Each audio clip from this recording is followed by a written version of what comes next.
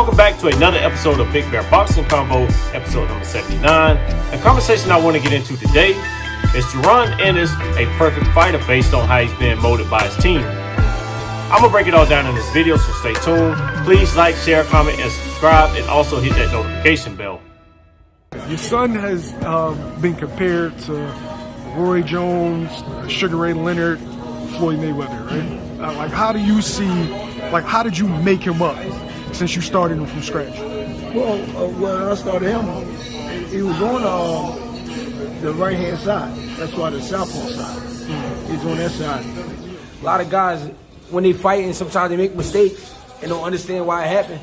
So what Bozy got him going over today is like practicing good habits. Everybody start off with their right hand. And I let him stay on that side. And I taught him on that side. Then later on down the line, we switched up and worked on the orthodox side. You know what I mean? And that's how he got a little better. And then he watched me as he was younger,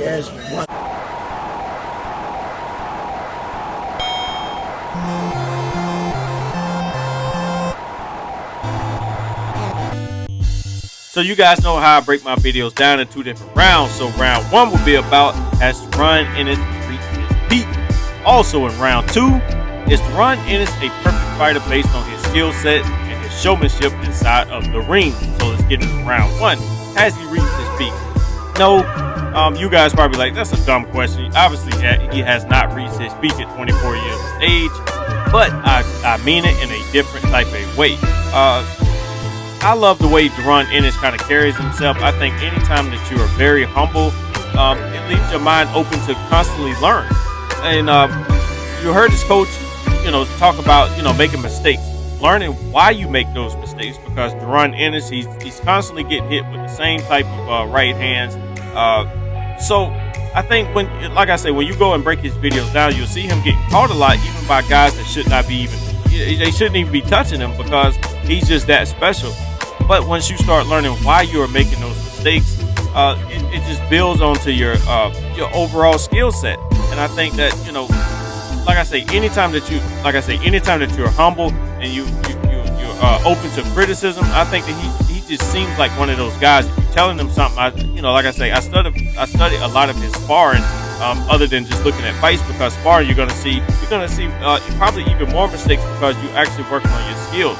And his dad also try to, wherever I get my videos from, I may try to start leaving links in there so you can actually, the guys that's actually filming those segments, they can actually get their credit. I only take them and break them down so you guys can hear it from the horse's mouth, not just throw random videos out. But his coach, let me get into what Bozy Ennis said.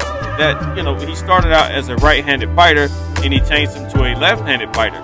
So anytime that your mind is open for change and everything like that, a lot of people, anytime change comes, they're like, why would you, take something that somebody's good at?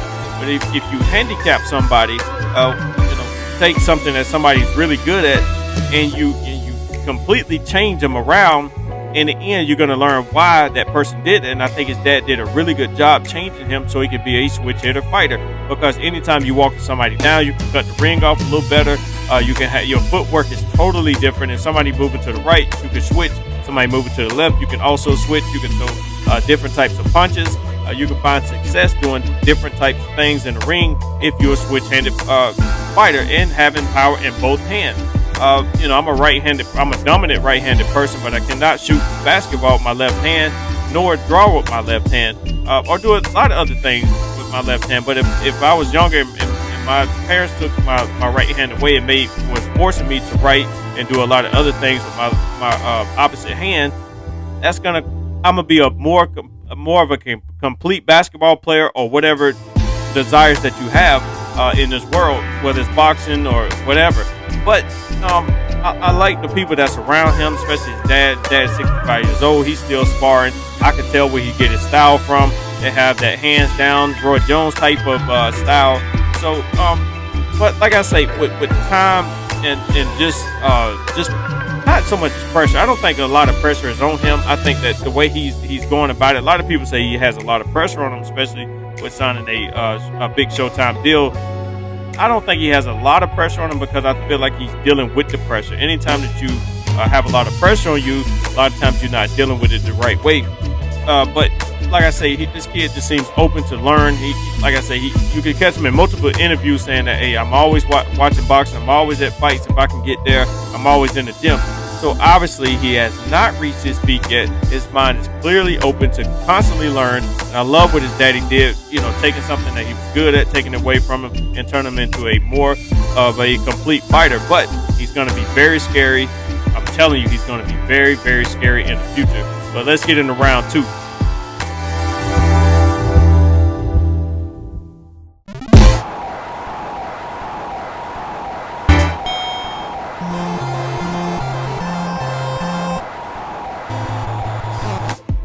So let's get into round 2. So round 2, you guys may be thinking, what do I mean by having a perfect fighter based on showmanship and overall skill set?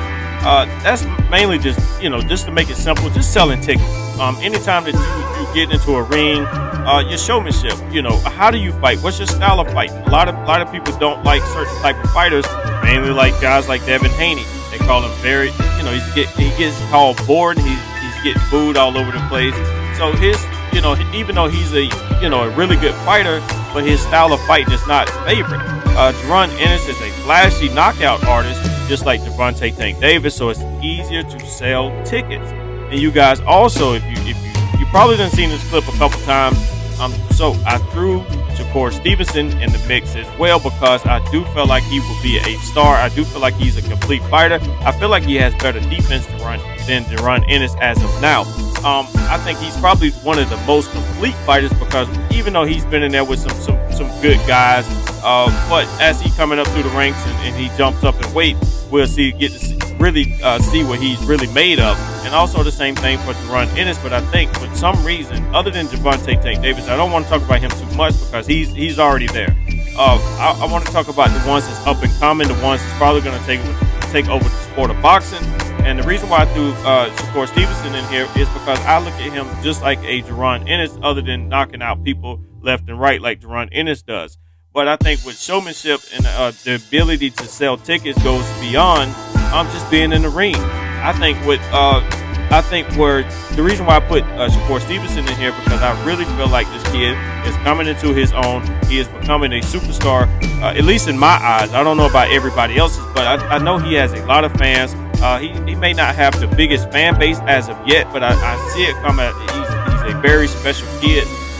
But every interview I see him, he seems like he's growing. He's starting to speak up. He's starting to test a lot of guys. He's starting to call a lot of big names out like Tank Davis and Devin Haney and a couple other guys. Lomachenko, he's been calling him out for years. So all of that stuff right there can make you a complete fighter, can make you a perfect fighter.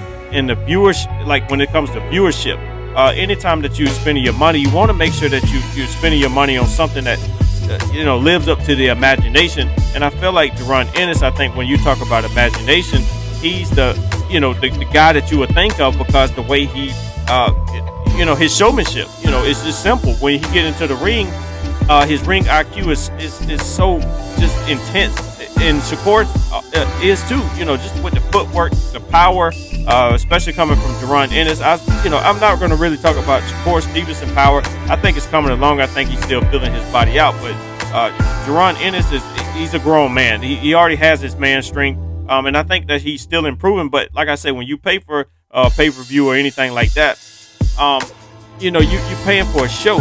And I think that just to the imaginary.